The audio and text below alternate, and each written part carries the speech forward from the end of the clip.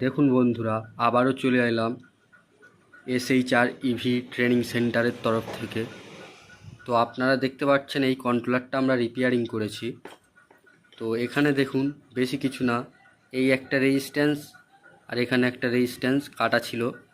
তো আমাদের কাছে 1K রেজিস্ট্যান্স ছিল এখানে।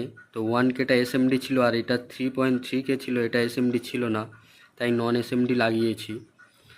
তো দেখুন, আমি ভিডিওতে দেখছি বিভিন্ন ইনস্টিটিউট কোর্স করাচ্ছে যেখানে, আর যারা কোর্সও করেছে, যেখানে দেখতে পাচ্ছি মসফেট চেঞ্জ এই সব নিয়ে মাতামাতি করে। কিন্তু এখানে যে চাইল্ড যে পার্টসগুলো রয়েছে আইসির আশেপাশে, এখানে যদি কোনো রেজিস্ট্যান্স কেটে যায় কি সমস্যা হতে পারে, এই সব সমস্যাগুলো কেউ শেখাচ্ছে না বা এইসব নলেজগুলো কেউ দিচ্ছে না।